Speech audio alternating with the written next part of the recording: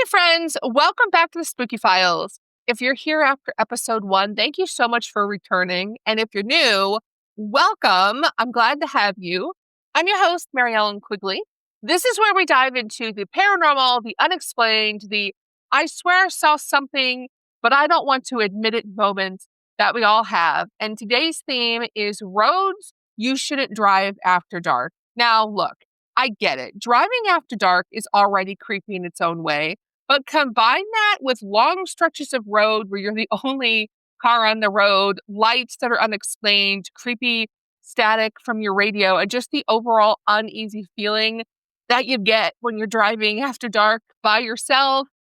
I can understand why this is where a lot of paranormal experiences and just creepy experiences in general happen. If you've been in the paranormal field long enough, you know there are a lot of ghost stories that are connected to roads, hitchhikers, and just all of the in between, right? So I was really excited that immediately after putting out the request for all of your ghost stories, you guys sent me several really interesting ones that I couldn't wait to share with you on today's episode.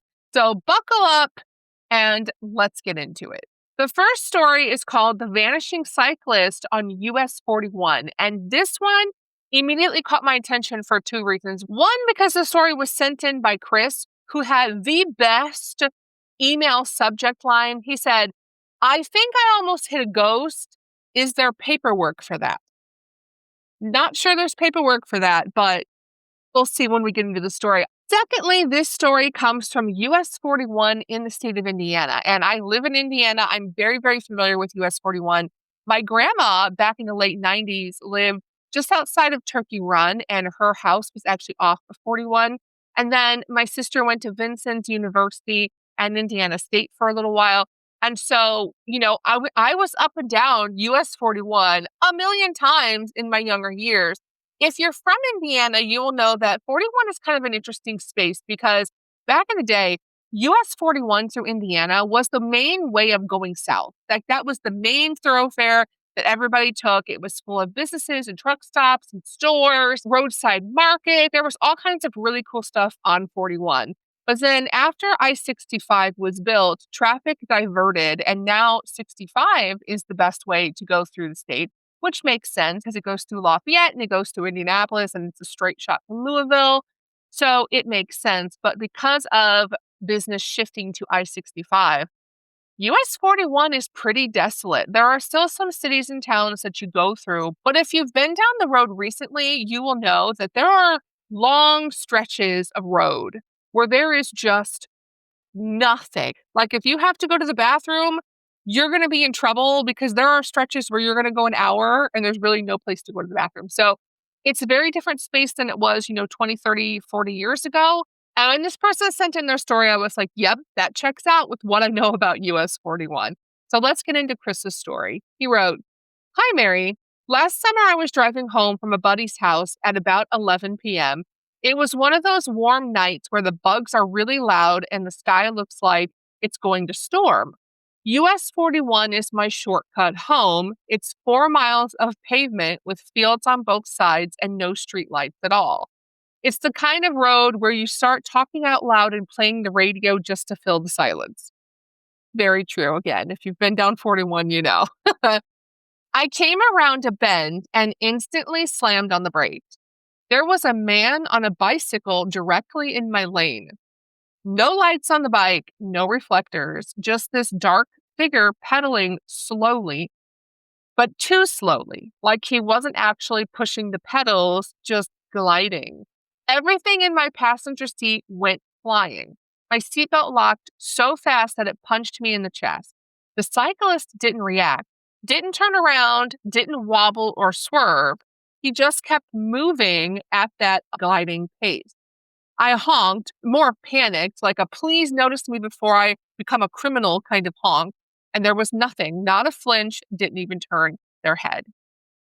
I tried to edge around him, but the road was too narrow at the turn, and I was terrified of hitting him. Then, out of nowhere, this thick, heavy mist rolled across the pavement, like someone had poured fog onto the road. My headlights lit up like a wall of smoke. I blinked for maybe a half a second, and then suddenly, The road was empty. No cyclist, no bike, no fog, just a light coating of mist swallowing my headlight. I pulled over with my hazards on and got out of the car, which was probably the stupidest decision I've ever made. But fear overrides logic. I called out, "Hey, are you okay?" Nothing. There was no one there but me, and I could see no trace of the cyclist. There were no tracks on the shoulder, no disturbed grass, and nothing that said a person had been there at all. The next morning, I mentioned it to my friend's dad. He got quiet and said, "Someone was hit there on a bike a few years ago. They still don't know who hit him." Locals say that if you're out late enough, you might see him trying to finish his ride, but I haven't taken that stretch of road after dark. That so I am immediately curious as to what part of US 41 this is, because there are a lot of really curvy parts. I'm like, I need to email Chris back and specify like what section of 41 did this happen on? Because really creepy. And again, if you know the area, like there are so many desolate spots. It could be pretty much anywhere. But it was so creepy though. I mean, if you think about it like pedaling, but it's more like they're gliding, that would creep me out already. And also, the mist wouldn't have probably been that scary at first, but combined with the cyclist, what? What do you mean they disappeared in the mist? If you've been down that, really any place, I think, in central or southern Indiana, the mist and the fog get pretty thick at certain times of year, and it is not uncommon to drive into a blanket of fog and you can't see anything, but to drive into the blanket of fog and this person on a bike just disappears. Absolutely not. And I love stories like this where like you're just going about your normal day. I mean, he was just driving home and suddenly, boom, here's this crazy paranormal experience. So again, not surprised if you've ever been on 41, but thank you so much for sharing this, Chris, because I'm officially creeped out and you need to tell me where that is. Where is that on 41? Let's get into story number 2, which is called Radio Static at Mile Marker 112. And this story comes from Latasha. Now, Latasha does not specify what severe state this happens in. So again, I wish we knew, but I'll see if I can find out for you guys. And this one's really funny. Her opening line was, "I knew the night was going to get weird when my GPS started acting like it had a personal vendetta." She writes, "Hi, Mary. I was driving home from visiting my sister. 2-hour drive, mostly highway, nothing unusual. I wasn't tired, wasn't thinking about ghosts. I was actually thinking about leftover lasagna and how much laundry I had to do when I got home. Around 10, I hit the stretch near mile marker 112. This is a part of road where the exits get sparse and they're very spread out, and the trees on either side are really tight and thick, which makes you feel like you're driving through a tunnel. That's when my GPS rerouted itself. No sound, no alert, just changed direction, and then it did it again and again and again. 4 reroutes under a minute, all directing me down some unfamiliar back road. A road I had never taken, a road that didn't look lit, and a road that I had no reason to go down, so I wasn't sure why it kept rerouting me. I looked at the map, there were no accidents that I could see, and I genuinely didn't understand why it kept trying to get me to go down this road. So I hit avoid route. The GPS was like, absolutely not. And it rerouted me again. I canceled navigation. It restarted itself. I turned off my phone at that point because I thought maybe it was glitching me. And when I turned the phone back on and reset navigation, it once again was trying to get me to turn around and reroute down this side road. And then my radio cut to static, not fuzzy static, but the blanket of noise type static, which really freaked me out. I turned the volume down, and as I was turning it down through the static, I could hear a voice say, "Pasha," just my name, like it was trying to get my attention. I would have absolutely pooped my pants at that moment. Anybody else? Because I would have been like, oh my God. Okay, here we go. My whole body went cold. The inside of the car dropped from warm to refrigerator temp in seconds. I pulled onto the shoulder because I was shaking so hard I couldn't keep driving. I turned my hazards on, and for a split second, it looked like there was something standing on the side of the road. And then my GPS rerouted itself back to the normal route. I didn't touch anything or even change my position. It just reset and was taking me down the normal path that I usually take home. That's when the panic snapped me out of it. I put the car into drive and I took off. I didn't stop until I hit the next town. And even then, I sat in a gas station parking lot for 20 minutes trying to convince myself I hadn't lost my mind. A week later, I tried to look up that back road. Nothing. It's not on Google Maps, not even on satellite view. It doesn't exist. But I know what I saw, and something wanted me to turn. I mean, I think I would have just absolutely panicked. That is terrifying. And it makes you wonder, what was it that wanted her to turn and why did it want her to turn? That is really creepy. I've heard of GPS doing some weird stuff, and it's not uncommon for it to reroute you, especially if you go into like a dead zone where there's no service. And so it just can't connect to the maps and the internet and all that. But the voice and everything, no, I'm out. I don't know that I would ever want to go that way again, especially after dark. So thank you, Latasha, for sharing this with us. Again, let us know where this happened at because that's terrifying and I want to make sure I never go that way. Okay, we may need to shake off some negative energy from that last story because it was definitely a creepy one. This next one is definitely an interesting one, but it fits more into the classic haunted road type stories because this one is about a vanishing hitchhiker. And if you've been in the paranormal world long enough, you know there are a million vanishing hitchhiker stories out there. There are in every community, in every state, and even across the world. And I love them because it could happen to anybody, which is what makes it the most creepy experience. Well, this story is called The Hitchhiker in the Blue Hoodie. And this one came from a person who wished to remain anonymous. They said, please don't use my name because I don't talk about this in real life. And after reading the story, I get it. So I'm going to honor their request. And here's what they wrote. Hi, Mary. For years, I drove home from work on a highway that had an old rest stop that had been closed forever. The bathrooms were boarded up. The picnic area was collapsing. The whole place was the kind of location you'd think you'd see in a horror movie and think that no normal human would ever stop there. But one night, I saw someone standing near the entrance ramp. It was a young man in a blue hoodie that had a backpack slung over one shoulder.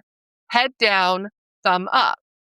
He didn't look dangerous. He just looked exhausted and lonely, like someone who had been walking for miles and finally gave up, hoping someone would stop. I drove past because I'm not picking up strangers at midnight, but in my rearview mirror, the spot where he had been standing was empty. He hadn't walked away or stepped back. I hadn't seen any movement. He was just gone.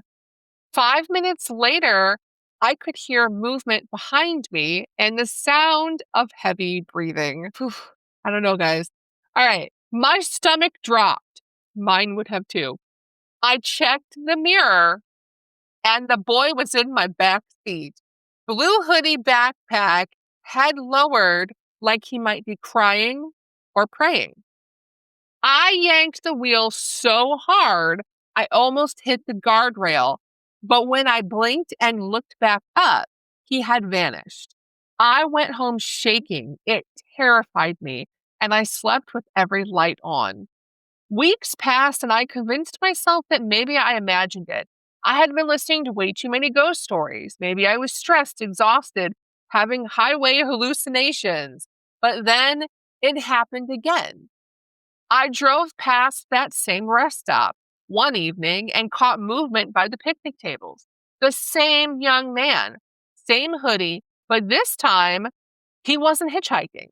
He was just standing still next to the picnic tables, shoulders shaking like he was sobbing. My windows were cracked open because the night was warm, and as I passed him, I could hear the sound of him crying, and then something whisper in my ear, let me in. I slammed the window button so hard that I thought I had sprained my thumb, and I sped up to get out of there as fast as I could. I didn't use that road for months after that. Eventually, through rumors, conversations, and me asking around, I learned that a teenager died at that rest stop one night when he was alone trying to make it home. And now, whenever I think about that whisper, I wonder if he still is. Okay, that's definitely terrifying and really creepy, but it's also heartbreaking to think about a young man trying to get home and unable to do so. And I think that there's so many vanishing hitchhiker stories like that are connected to this person that was just trying to get home and for whatever reason they didn't make it. They're usually connected to some kind of tragedy or sadness, and this is no different. So thank you so much for sharing this one. I think the creepiest part of it was definitely the whisper. It's like, oh, I mean, it's bad enough that he ended up in your car, but the whisper in the ear, I'm out. I've actually had a paranormal experience where I've had a ghost whisper in my ear. And let me tell you, it's like full body shivers, nothing quite like it. It is horrifying and so terrifying to have that happen. And that wraps up episode 2 of the Spooky Files, Roads You Shouldn't Drive After Dark. And look, my goal is to eventually expand these episodes. Right now, since I'm starting out, I'm working with the handful of stories that I've been given. But if you have a creepy story, please send it in because my goal is to expand these so we can have longer podcast episodes and you guys have more opportunities to hear the spooky stories. If you enjoyed this episode, please share it with a friend. Follow me on social media, leave a comment because I love hearing from all of you. If you have a story that you would like me to share on the podcast, you can send it to the Spooky Files podcast at gmail.com, or you can send me a message on social media. I read every single email or message, and it helps build this community of people that don't just love the spooky stories, but also want a safe space to talk about the experiences we don't always admit out loud. Make sure to follow or subscribe so you don't miss the next episode. If you're looking for more paranormal content, check out my other podcast, Hoosier Myths and Legends, where my sister and I share all things spooky from the state of Indiana. Until next time, stay curious, stay safe, and keep it spooky, my friends.